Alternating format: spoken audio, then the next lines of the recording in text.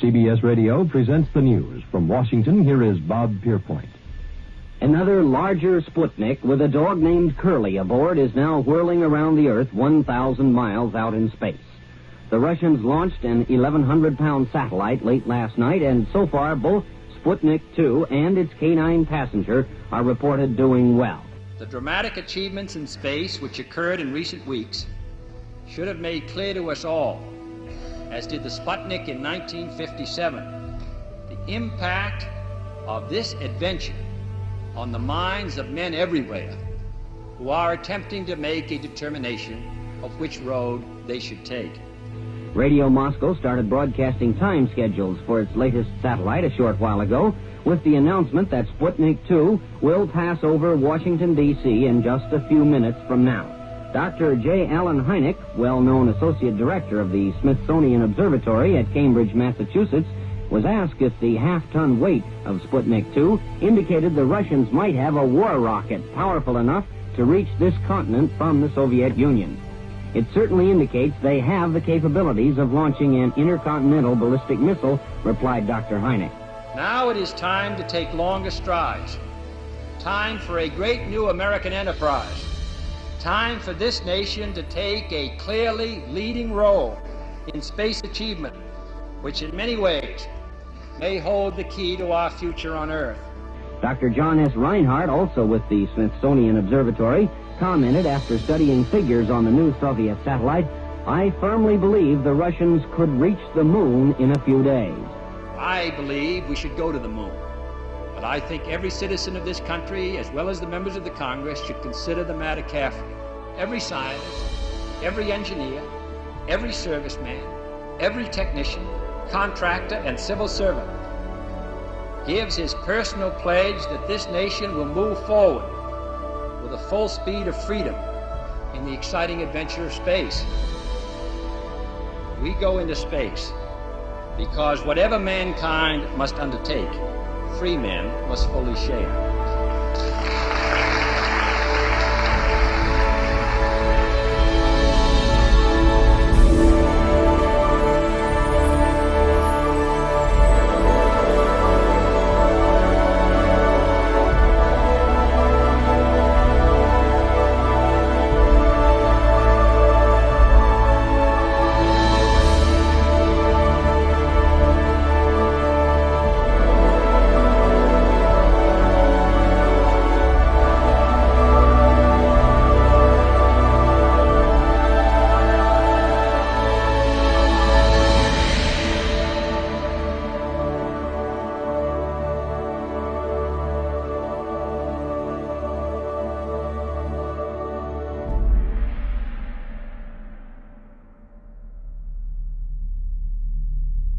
On January 25, 1994, the Deep Space Program science experiment known as Clementine was launched from Vandenberg Air Force Base. Clementine was able to deliver more than 1.8 million digital images between February 26 and April 22, 1994. These images were quickly accessible to the general public on the World Wide Web. In 1994, President Clinton cited the Clementine mission as one of the major national achievements in aeronautics in space. By going to the Clementine Lunar Image Browser 1.5, you can find many images that have been smudged or blurred to keep you from seeing what is there. Click on the desired resolution section and choose 1 pixel equals 1 kilometer option. Then by going to the image size in pixels option, choose 768 by 768. You are now ready to see for yourself a huge object on the surface of the moon. On the moon map, you will easily see a dot on the top of this crater and on the lower left. Click on the black dot on top of the crater and a close-up image of this section appears in the browser. What you see is a huge object resting at the top of this crater. It appears to be a large machine or perhaps a large spaceship or a motor of some kind. You can clearly see this photograph has been smudged over and blurred so we cannot see the details. This little gem was discovered and brought to the attention of moon researchers all over the world by Joseph P. Skipper on May 28, 2004. I decided to hire an imaging forensics expert to take this photo and to try and remove the blurring to reveal what is underneath. Jim Horrocks, an imaging forensics expert, who has worked with the Los Angeles Police Department, was sent this photo, and his findings were written in a report he submitted to the production. First of all, the astounding measurements he made reveal an object that is 10 times the size of Los Angeles. 10 times the size. This in itself is an incredible detail about the size of this object. By using Adobe Photoshop and some of the filters available within the program, we were able to see more of the details that were lost due to the blurring applied by whoever did this for NASA and the Clementine mission archives. This enormous object seems to be some form of a machine or possibly a spacecraft. In all the enhancements made independently, it appears there may have been what appears to be a giant humanoid wearing a jumpsuit and possibly working on the front portion of this contraption. This may or may not be a giant humanoid. Perhaps the shadows seem to reflect something of a human form. We will never know until NASA releases this photograph unblurred and with the clarity available for us to see. By clicking on the new lunar map now available, you will now see that the same crater is available for viewing in all its clarity. There is no object there anymore, and there is no smudging of anything near or within the crater. We have to ask ourselves, if there is nothing on the moon that suggests alien moon bases, strange structures, machines, and possible civilizations thriving there, then why has there been a deliberate tampering of these and thousands of images we will present here in this film? One of the many challenges I had to deal with in making this film was how the structures on the moon were to be presented. Unfortunately, most of all the Apollo and orbiter photos are black and white. Many photos are in low resolution, so zooming into them for a closer look causes the photos to blur and become pixelated, making it impossible to see details of what's on the surface. While I was designing a poster for the film in Photoshop, I decided that I did not want a black and white photo in the background of the poster. So I decided to color the background image I was using so I would have a full color poster for the film. I took some full color aerial photos of landscapes that closely resemble the distances of the moon's surface, turned them into black and white photos, and compared them to the moon photo I was about to airbrush. Noticing the different shades of the aerials from Earth and the colors represented, I then started making a color palette in Photoshop. All I did was airbrush the colors onto the moon photo as they appeared on Earth. But the structures and other objects on the moon revealed themselves. I was so overwhelmed at the results, I have now colorized over 247 photos. Now that I had come up with a format and a routine for colorizing the moon, I decided to gather the most famous Apollo moon anomaly photos that researchers from all over the world had been presenting for years and decided to colorize them. This is one of the many original NASA photos that has some very unique anomalies, especially here in this area. This is what it looks like after we bring up the contrast to eliminate the brightness applied to distort the image. And this is what it looks like after applying my colorizing process to it. So remember, these are colors and tones I used from Earth photography applied to the moon's surface. With Earth colors applied, you can see all the details with depth perception as never before. By painting the moon with Earth colors and tones, we can now see what has been there all along for us to view.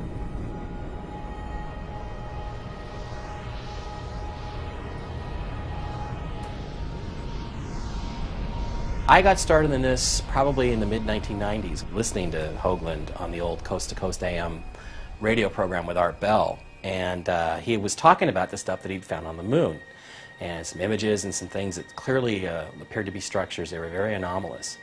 And he was noting that there were thousands upon thousands of photographs that had been taken of the moon by the various unmanned probes and then the astronauts that had orbited the moon.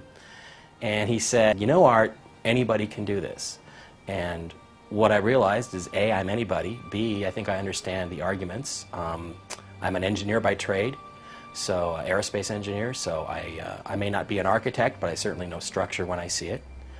And I started looking at the evidence that he presented, and I just got fascinated by it. I created a web page called the Lunar Anomalies homepage, which still exists, and it was all dedicated to stuff on the moon. The Hubble telescope has taken the most incredible photography of deep space and far off in the vast universe. When you see these spectacular scenes, you can't help but wonder how many others live out there.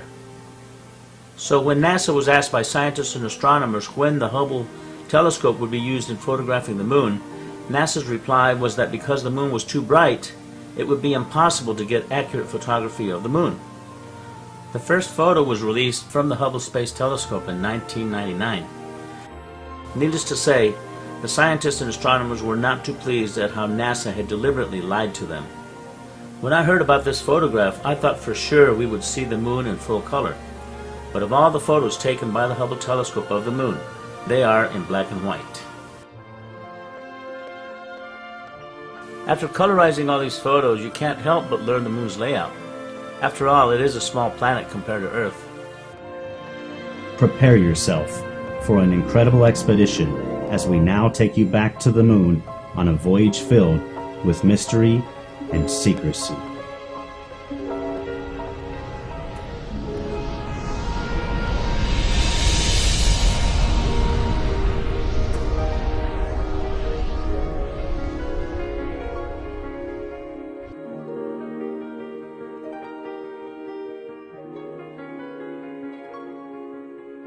I'm not sure why NASA has not told us what's on the moon.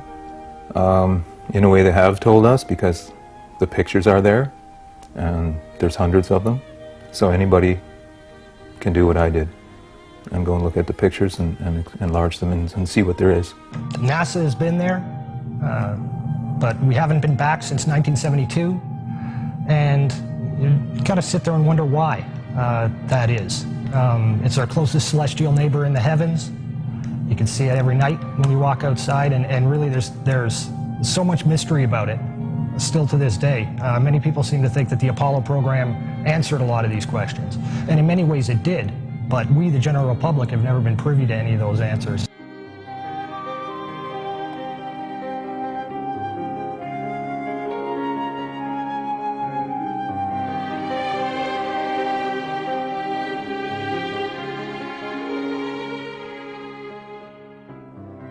Is there already somebody there, and is there even a secret space program that we don't know about, that maybe even NASA doesn't know about, that's been to the moon and back and using very advanced technology? A cover story that's based entirely upon the premise that there is absolutely no life there, and that there's no life to be found, past, present, at all. That's simply not the case. So I certainly believe that some of the stuff that we're finding on the moon may be alien, extraterrestrial in origin. It may be ruined, ancient, abandoned extraterrestrial ruins. Some of it may be active, and some of it, in fact, may be our own stuff. I don't think there's any possibility that NASA is not aware of the civilizations on the moon and the structures. They're very obvious, easy to see. They are in contact with some of these extraterrestrial life forms, and they don't want you to know about it. There was the guy that hacked into the NASA database and found some listings of non-terrestrial officers. NASA may have made a deal with beings up there to not reveal their civilization, but then again, the pictures have the evidence. It's all in the pictures anyway. The whole purpose to the cover-up is to prevent we, the plebeian masses of this planet, from gaining the appreciation that there is indeed extraterrestrial life out there, intelligent extraterrestrial life. And this is life that the government is very well aware of. The governments around the world, it's certainly not a U.S. issue. They're very well aware of it.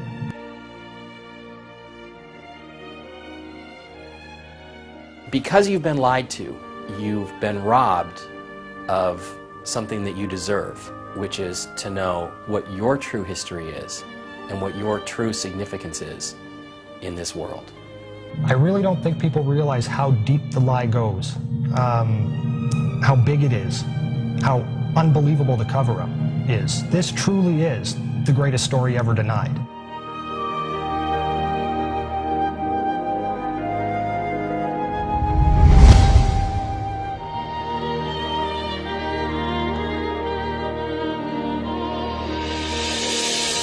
It is the most amazing secret never told. It is the most monumental cover-up in human history. And hopefully, the public will take a movie like this and it will begin to open up some doors, begin to open up some windows to the truth, whether it's from the government, whether it's from other insiders who can now come forward and begin to tell their stories of what they did and their involvement in this cover-up to get the truth out there. I think the world's ready for it, And hopefully a movie like this will push that forward a little bit and speed the process up. The very word secrecy is repugnant in a free and open society. And we are, as a people, inherently and historically opposed to secret societies, to secret oaths, and to secret proceedings. We decided long ago that the dangers of excessive and unwarranted concealment of pertinent facts far outweighed the dangers which are cited to justify it. And there is very grave danger that an announced need for increased security will be seized upon by those anxious to expand its meaning to the very limits of official censorship and concealment. That I do not intend to permit to the extent that it's in my control. And no official of my administration, whether his rank is high or low, civilian or military, should interpret my words here tonight as an excuse to censor the news, to stifle dissent, to cover up our mistakes, or to withhold from the press and the public the facts they deserve to know. By playing around with these images, using modern software techniques, some of the results really are eye-opening. And again, it really comes back to, you've got to ask yourself the question, why do NASA or any of the other space agencies or any of the major observatories, why will they not show you any of the new adaptive optics imagery of the moon? They simply won't show it to you. They don't have any, they claim. A report was prepared under contract to NASA by the Brookings Institute, Washington, D.C. The report outlines the need to investigate the possible social consequences of an extraterrestrial discovery and to consider whether such a discovery should be kept from the public in order to avoid political change and a possible devastating effect on scientists themselves due to the discovery that many of their own most cherished theories could be at risk. And it says in there that you should seriously consider covering that information up, because it may in fact lead to what it calls the disintegration of our culture because of the tremendous cultural impact, the shock that it would have, especially to scientists and engineers who've come to believe arrogantly, I think, that we are the top of the heap, that we are some part of some natural process and we are the dominant species. I don't think that that argument flies. I think that document is nothing more than their political and legal cover for what they've been doing, because there is a much bigger issue that comes out here. What most people don't know is that, NASA is not a civilian science agency. If you look at the actual charter under which NASA was originally put into existence, it states clearly there that NASA is an adjunct, a division of the Department of Defense, and it is beholden to the Department of Defense. When you couple the Brookings Institute report with a document called Executive Order 10501, 10501 was a document that was specifically related to safeguarding official information in the interests of national defense. And it's important to note that the term national defense actually includes not only considerations of a military perspective, but also geoeconomic and geopolitical as well. And when you compare or take those two documents, when you take 10501 and the Brookings Institute report, right there, that lays the framework for the greatest story ever denied. That gives them legal justification to cover this up.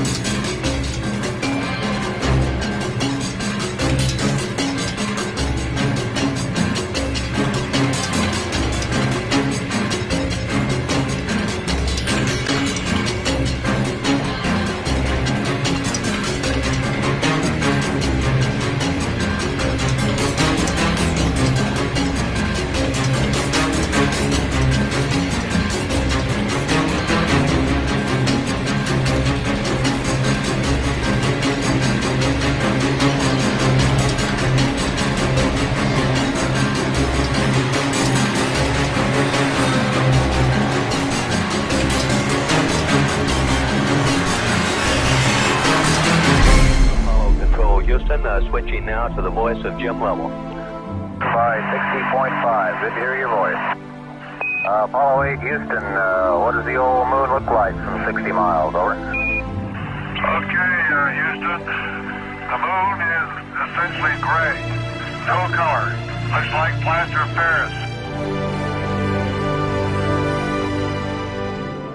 It has been speculated the moon missions were hoaxed. Perhaps some of the Apollo missions were filmed in different locations and in studios in order to conceal the incredible discoveries found on the moon.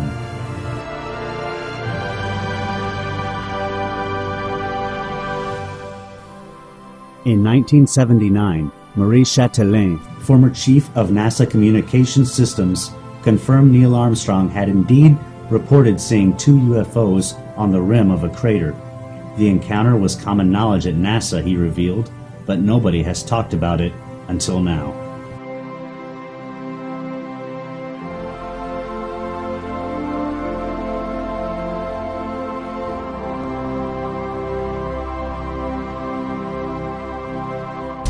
Even if you don't care what's up there, you damn sure care about the lies that are being put in place to hide what's up there. You know, whether you have the interest in the space program or the interest in what's going on over our planet's atmosphere or not, you are affected by the lies that are in place to maintain this greatest of all cover-ups. And we're talking about just a massive effort by the military-industrial complex. A couple of nuclear weapons sent into space were destroyed by the extraterrestrials. Our government sent a nuclear weapon for explosion on the moon's surface. It was tended to, as I understand it, to assess some scientific data and reaction and so forth. When I was a corporate manager of Fairchild Industries in 1974 through 77, I met the late Dr. Werner von Braun in early 74. At that time, von Braun was dying of cancer, but he assured me that he would live a few more years in order to tell me about the game that was being played, that game being the effort to weaponize space. The idea of any explosion in space by any Earth government was not acceptable to the extraterrestrials, and that has been demonstrated over and over. The strategy that Werner von Braun taught me was that first the Russians are going to be considered to be the enemy. In fact, when I met him in 74, they were the enemy. They wanted a weapon system they could put in space that would stop a ballistic missile. That was the concept. Then terrorists would be identified, and that was soon to follow. We heard a lot about terrorism. Now, if that ballistic missile happened to be coming from another direction other than earthbound, could it do the same thing? Then we were going to identify third world country crazies. We now call them nations of concern. I have but a short time to try to convince people that we are moving in an avenue where we are going to militarize space. The next enemy was asteroids. And the funniest one of all was against what he called aliens, extraterrestrials. That would be the final card. As a direct result, we will become a threat to them unless we spiritually grow also. And over and over and over, during the 4 years that I knew him, he would bring up that last card. And remember, Carol, the last card is the alien card. We're going to have to build space-based weapons against aliens. And all of it, he said, is a lie. We put nuclear weapons out in space as a line of defense, and we was ready to blow them up if they started in. Today, most people have come to the very clear realization, I think, that things aren't quite as you've been told, and the question then just becomes is, how big is the lie? And the truth is, it's bigger than most people can imagine. One of the great things about the NASA archive system is that at the back of many of their documents, they have both distribution and reference lists. And the distribution lists are very important. They say who that document is being forwarded to and which department and for what company. And when you begin to cull through these documents, certainly ones that deal with specific subject matter, like image enhancement, for example, you begin to see a lot of names that obviously begin to repeat. And you can very quickly determine what individuals knew what and had to have been privy to certain information just by the very nature of their job. The individual that I managed to identify and who agreed to meet with me and talk with me was a man who worked for a company called Bellcom during the 1960s and into the early 1970s. Bellcom, although many people haven't heard of it, is in many ways a company that is more responsible for landing man on the moon than NASA really was. Bellcom's a division of AT&T and Western Electric. Bellcom was around for only a decade. They were there for the specific purpose of landing man on the moon and ensuring that NASA got the job done. Meeting him was actually the most incredible 3 hours of my life, the interview that we had. A man who I knew was in the know, a man who I'd tracked down. He wasn't in any way looking to throw this stuff out in the public eye. It was just really a matter of him recognizing that I wasn't on a total blind fishing expedition, and I'd actually figured some things out. That opened him up in a big way. He made the comment several times during the interview that he'd never talked about this with anyone before. It was not the kind of subject matter that you talk with anyone about. The people that were in a position to be in the know, to have at least some high level of understanding of what was really going on, these individuals are also very well aware of what their government is actually capable of. A guard told me that he was asked to burn some photographs and not to look at them. And there was another guard guarding him who was in green fatigues watching him burn the photographs. And he said he was too tempted. He looked at one and it was a picture of a UFO, and he was very descriptive. I can go into that later with anyone. He immediately was hit in the head and he had a big gash in his forehead. He was knocked out and he's terrified, so he would have to be protected. Another incident, I knew someone in quarantine with the Apollo astronauts. He told me that the Apollo astronauts saw craft on the moon when we landed, and that is what he told me. And he also was afraid. He said that the astronauts are told to keep this quiet. They're not allowed to talk about it. So I do want to let you know that I worked out there for a number of years, and I ran into this. So it's not something everyone knows that works out there for a long time. My boss didn't know about it. Some people that sat right next to me didn't know about it. It's very strange, because I don't know how they can do it, but they can let some people know about it and then others not. I'm willing to testify before Congress that what I'm saying is true, and thank you very much. They know the power of these people. A lot of people ask questions like, well, how come none of these people who knew about it have ever come forward? These individuals have signed their lives away in security classification documents. And when I say sign their lives away, I mean that quite literally. I mean, these are things that if they talk about, it's off to Guantanamo Bay. This is the greatest secret in not only the United States military and the United States government, but around the world. So really, for a lot of these individuals, and there are many other investigators out there who will tell you this, that one of the only ways these individuals have to ever put the truth out is to do it through a proxy. They find another individual, or another individual finds them, and they talk a little bit about what they know.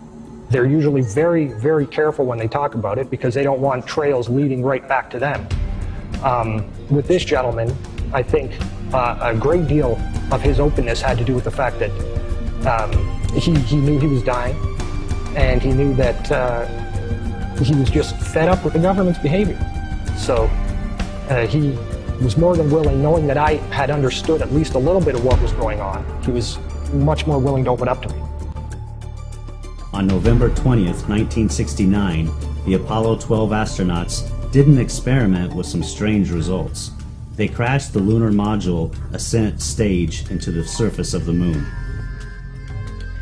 Shockwaves reverberated throughout the moon for over an hour. Some have likened this to ringing like a bell. These results were repeated during the Apollo 13 mission. However, this time the shockwaves lasted for over 3 hours. Hollow moon researchers say that this is proof that the interior of the moon was hollowed out by artificial means.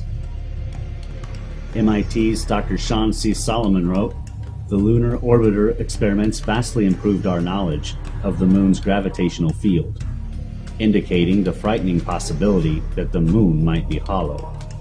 On March 7, 1971, instruments placed on the moon by the Apollo astronauts recorded a cloud of water vapor passing over the surface. The event lasted for over 14 hours and covered an area of at least 100 square miles. The Earth is thought to be around 4.6 billion years old, while rocks from the Moon were found to be around 5.3 billion years old, and the dust the rocks were found in is thought to be about 1 billion years older than that. This information conflicts with the theory that the Moon was produced by a collision the Earth had with another body earlier in its history. One of the things you've got to keep in mind as well when you're looking at NASA imagery is that although the sky may appear black in those frames, in many instances, when you enhance that image, you discover that there's actually an incredible amount of image detail that's just buried in the darkness of that image. But when you amplify that scene and you begin to see what's hidden there in the sky, you can begin to make out shapes. There's a few images that show structuring. And this is all done in an effort to both hide the truth, but as well to leave a bit of the truth there for you. And again, a lot of people don't want to believe they do that, but they do. That's all part of the dripping faucet technique, where they give you tiny little bits of the truth, and you can begin to fill it, put it together for yourself. One of the frames that really demonstrates the way they use this dripping faucet technique is a frame known as 20680 from the Apollo 17 mission. For 30 years, this frame was officially listed in their catalogs in the Apollo 17 Photographic Index as being a blank, no image data frame, a frame that has got nothing on it. While this image is most definitely sunstruck and overexposed, blank it most certainly is not.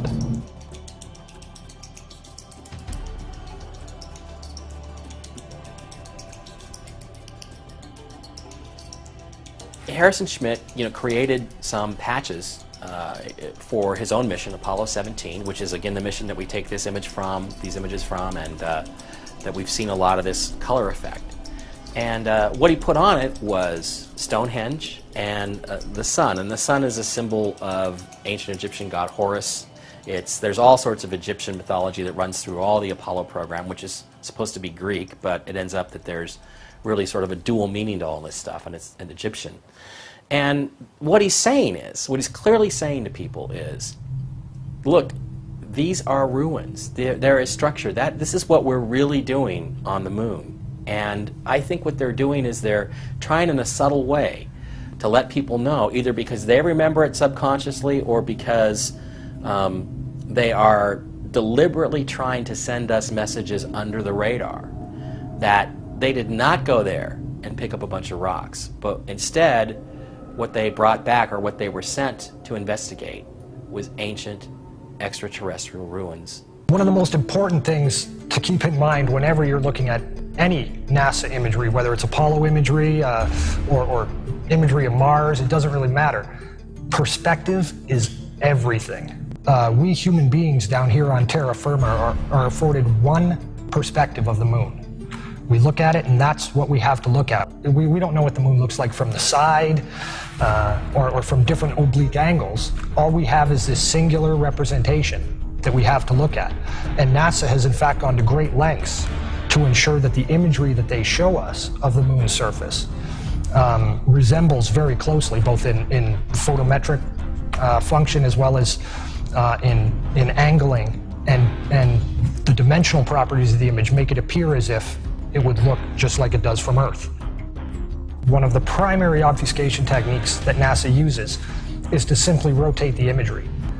They insert a false horizon in their oblique imagery, so by turning these images upside down, it alters vertical objects, suddenly don't cast shadows anymore. The shadows aren't in the right places. And this technique has been used since the dawn of the space age.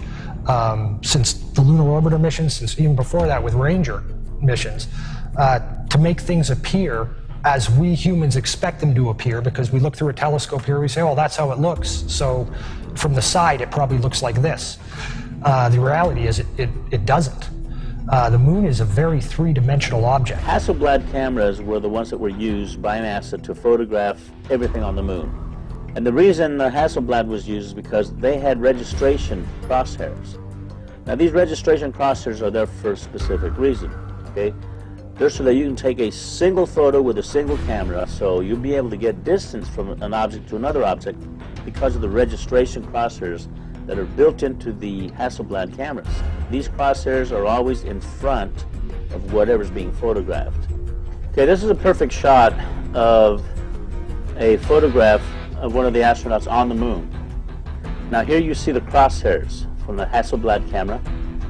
Okay, you can clearly see that they are even in the darkness of space. But you can clearly see that the crosshairs are there in exactly the positions they should be. So in a lot of the false horizons, they've eliminated the crosshairs in the sky parts. And almost about 90% of the moon shots have what we call a false horizon.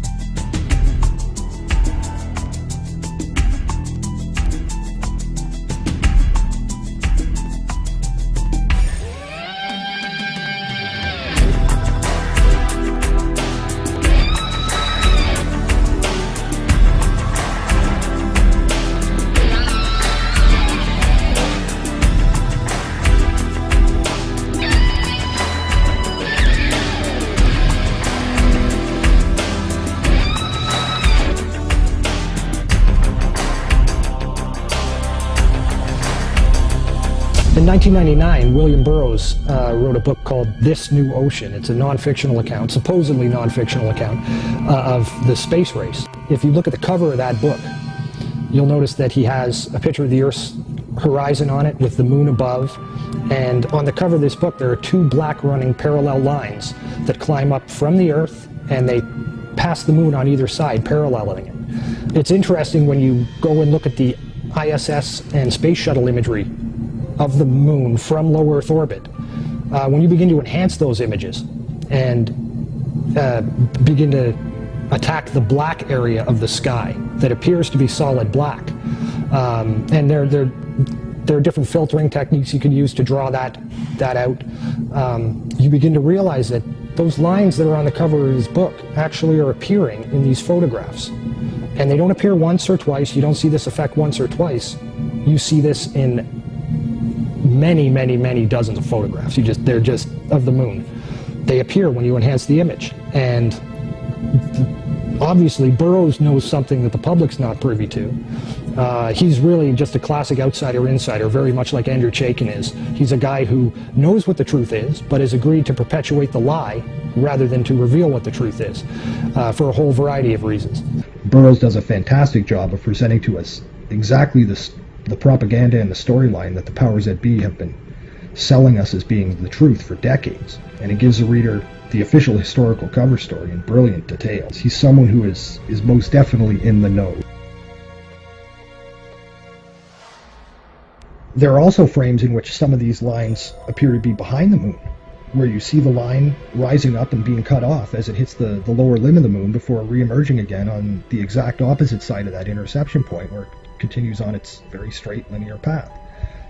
And in these cases you can see that the lines do not transit in front of or across the lunar disk, but rather it's the opposite. The moon appears to be transiting and covering these lines.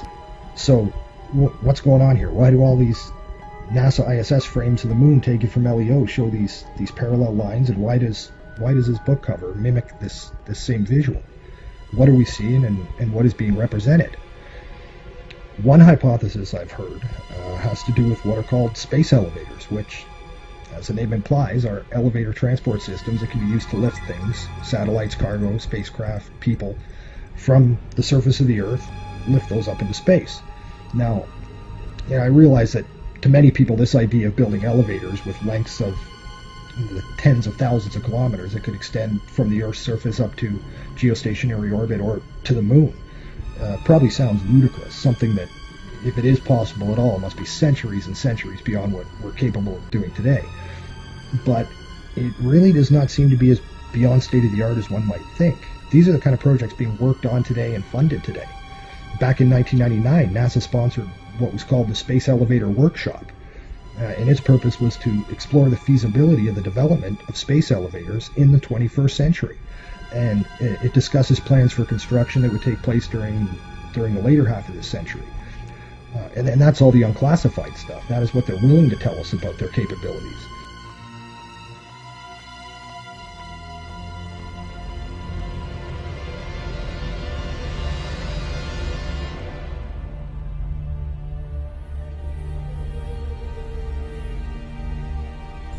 Were the Egyptian pharaohs and clergymen of their time aware of subterranean places that had celestial functions? Judging by hieroglyphics that were discovered in tombs of pharaohs, such as Ramses, one can see a collaboration between what the Egyptians described in their time as a stairway to heaven and what we are seeing now with these space elevators emanating from Earth.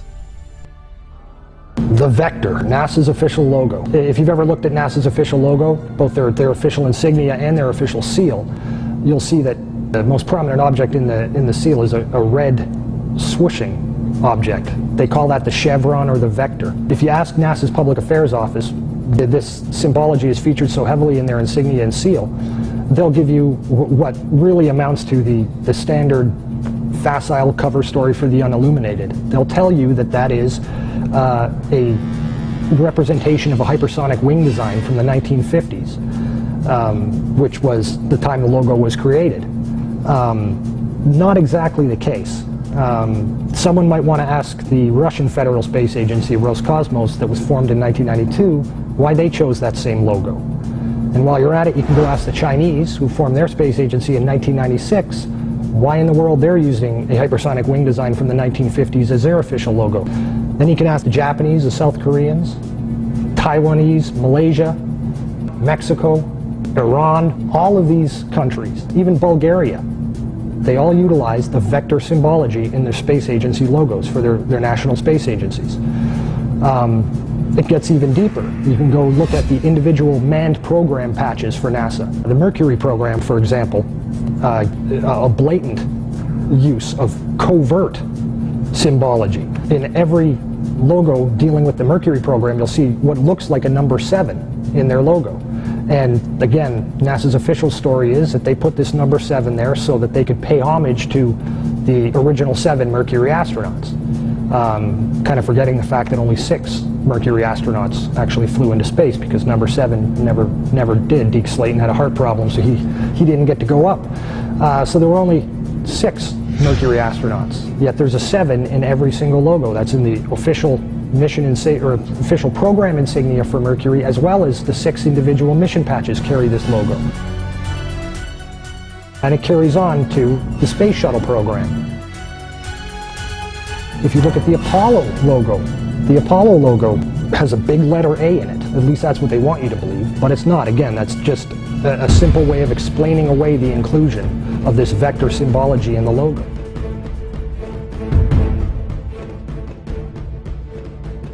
If you go to the Space Shuttle program, the original Space Shuttle STS program patch is a triangular patch that, again, hides the use of the chevronic vector symbology. And that also goes for many of the STS-specific mission patches. Every single one of the International Space Station expedition patches carry the vector symbology. The Russian Mir space station used the vector symbology. That was their official logo. You can even go deeper and look at military-industrial complex companies. Look at the logo on a company like Lockheed Martin, 2 vectors. The X-Prize logo, Ames Research Labs, U.S. Space Command. When you get into the military realm, the United States Space Command, their official logo is the vector symbol. And when you look at the military's individual space-specific programs, all of them deal with vector symbology in their official insignias. And the question really becomes, who or what are these people paying homage to? And the truth, quite frankly, is out of this world.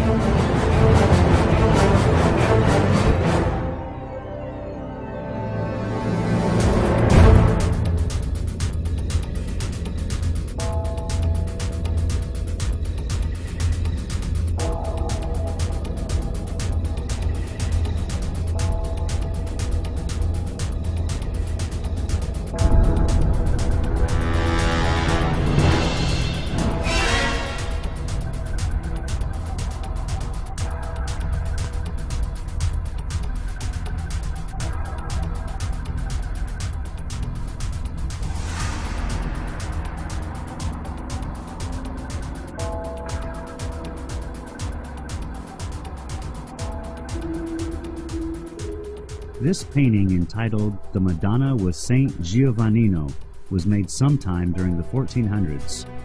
The artist's name is not known, but at first glance you can notice a UFO shape in the sky to the right side of the Madonna. If you were to see the original full-size painting, you would see the object clearly. Looking at the enlargement, you can see a man and his dog standing and looking up at the object. However, this painting has something else being depicted. On the left side of the painting, you see the sun and some vector-like objects seemingly flying from or toward the sun. Perhaps this artist was trying to tell us something. In another painting of the Madonna made by a completely different artist, the unusual patterns of the sun and the vector-like symbols have also been added prominently on the Madonna's cloak.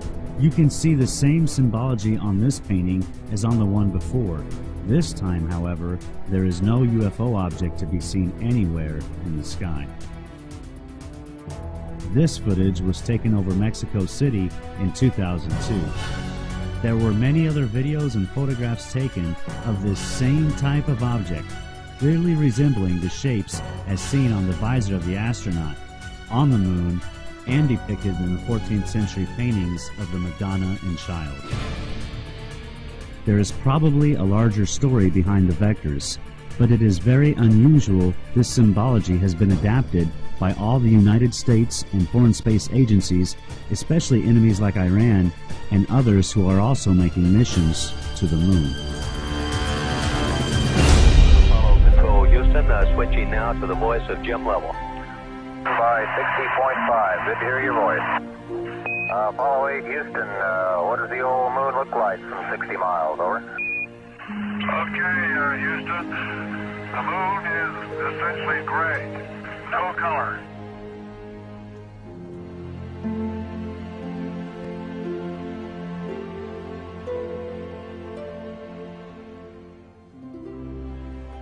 Exactly 2 weeks before I finished editing the first version of Moon Rising, I found out that there's a website on the USGS, it's the United States Geological Survey website, where they have the moon in different colors. They have it on grayscale, they have it on false color, which is infrared and ultraviolet views of the moon. But they also have the spectral color, which is full natural color of the moon. And when I found this out, I just totally freaked out. I mean, first of all, when I airbrushed the moon to build the poster for my film, I didn't realize how close I was to the actual natural colors of the moon. My partner Saskia, she goes, Jose, are you sure you haven't been on the moon? Because it was so close, it was just amazing. It's so unbelievably beautiful. All these natural colors that exist out there has never been shown to us. I've seen on TV, the moon is gray and black, and it has no color. Well, that couldn't be farther from the truth.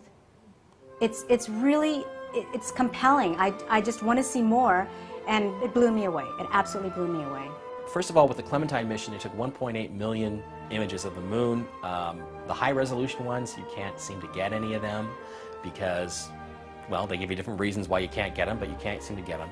But there's also these natural color images, and they are much, much brighter. They have far more color than they should if our models of the moon are correct. Now, there's two ways you can approach this. One is it could very well be that some of these areas, let's say some of these areas under these glass structures, these domes, are still intact, that there's still atmosphere in there, that there is still stuff growing there. You know, you would obviously have plants and vegetation, you have various things there that you would need to survive or that you would have simply for the aesthetics of living in an environment with plants and animals. So it's possible that's what some of this stuff is. Another distinct possibility, and this is the one that I tend to advocate, is that if you really do have these multiple layers of glass structures all over the moon, what's going to happen is the light is going to scatter and bounce all over the place. And when it does that, you get a prism effect, and it then will combine with other red or green or blue, and it will make other colors. In order to comprehend the significance about the natural color of the moon, you need to know where these images come from. This is what is called the skin of the moon. It is the actual surface that has been stretched and flattened out. When visual artists wrap this skin around a sphere in their 3D programs, this is what you get. Jose Escamilla downloaded hundreds of sections of the entire skin that is available on the USGS website. The area of interest is in this section here, located on the front side of the moon. When Jose zoomed into this particular section, he recognized some very unusual features and objects in the scene. First of all, the terrain below is clearly presenting itself at an angular view. The disc shape located here appears to be hovering above the surface. When you compare this disc with others that are closer to the terrain, you can clearly see this object is not down on the terrain. Jose found out very quickly that there are more of these discs all over the moon. The discs that you will see in other photos we are going to present are identical to this one. They are hovering on their sides, and sometimes they are hovering as these others below. The other discs you will see are different in color and details, but they are shining light onto the lunar surface as they do whatever they are doing close to the terrain. In all the photos Jose presents in this film, you are seeing the only clear and detailed photography ever released in full color of real flying saucers. NASA has known this, and so have the multitudes of people connected to the space program. Another thing that I need to bring forth is, in my first film, UFO the Greatest Story Ever Denied, we had this whole segment on the STS footage of the things that are flying near the tether, things that have a donut hole, but they seem to be alive. I've come to find out that these things are thriving on the moon's surface. There's thousands of them. And they're hovering above the moon's surface, finding the full color imagery that you're looking at now, the natural colors of the moon. It brings us to a total new reality that the moon could have been teeming with life back in '94 when these photos were taken, or it may still be teeming with life.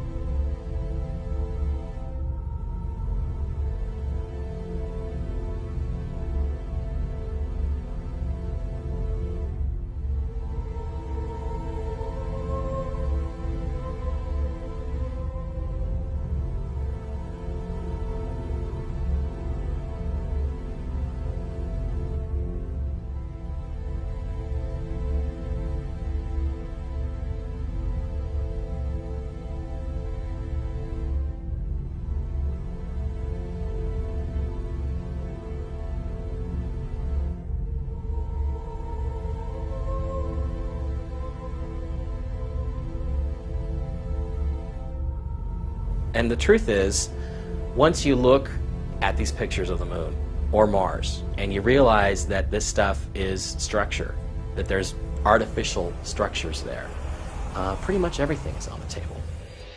There are so many lunar landscapes filled with color and textures unlike anything ever seen before with the human eye. There are deep crevices and overhangs where you can see immensely huge openings, or what appear to be cavern entrances. There are far too many gigantic and massive structures as can be described. You have to see them for yourself in order to grasp the size of these complex and, in most cases, alien-like architecture, as you have seen in many films. You will even see some strange vine-like webbing as depicted in Steven Spielberg's War of the Worlds. Glass domes, UFOs, massive buildings, and scaffolding spread throughout the lunar terrain in many sizes, shapes, and forms. It is evident the missions to the moon were more involved than gathering rocks and dirt samples. There is no doubt we went to the moon. It is what was waiting for us when we got there that this film is about.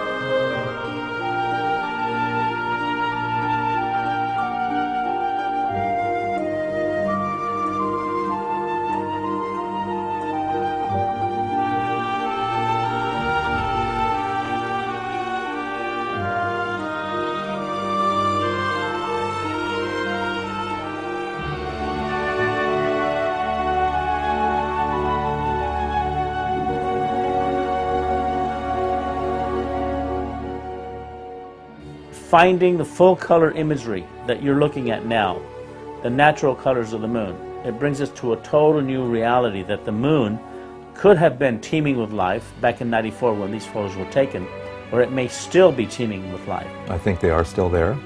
They were there in the 70s when the last Apollo mission was there. I found lights on. It seems that, at least in some areas of the moon, that the lights might still be on.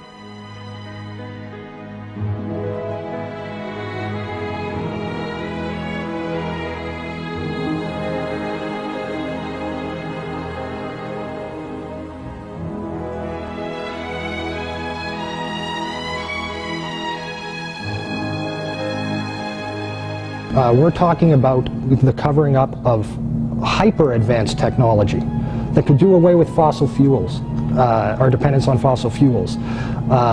We're talking about technology that allows for much quicker transport through space than we've ever been told. What I think has happened is that all these other countries somehow have found out that we went there, that we brought back this technology, that we're exploiting this technology.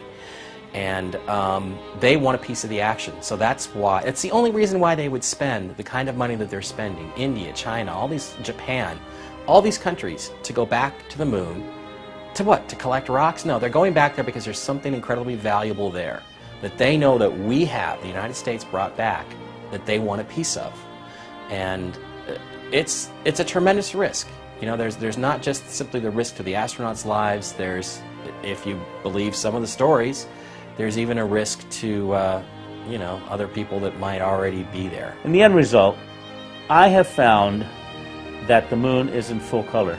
It's not a black and white object. It's not made of, you know, impact craters and this kind of thing. There's a lot more to it. NASA has deliberately tampered a lot of the photography. They've eliminated the crosshairs to eliminate what was in the background in the sky or in the landscapes. And there are some very significant things that have occurred. All we say, we don't know the answers. You know, in this whole realm, none of us, none of these individual researchers, not necessarily Jose, not Richard and I, we don't have all the answers.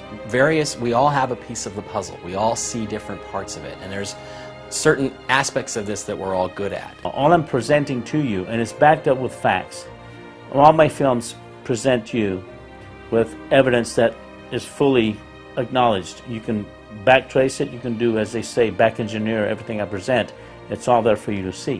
What we do know is that there's more information out there. Again, there's 1.8 million Clementine images sitting on the web. No one person can access even a handful of those and look at them and study them and find stuff on them. So what we need is for people that see these films and see documentaries like this is to understand that this stuff does exist. They can't hide it all. When I was talking with the gentleman from Belcom, and we were discussing the lie, everything he was telling me was different from what we were being told was the truth. And at one point I asked him, I said, man, you guys, you lied about a lot, didn't you? And instantly he said, no, we didn't lie about certain things. We lied about everything. None of it was true.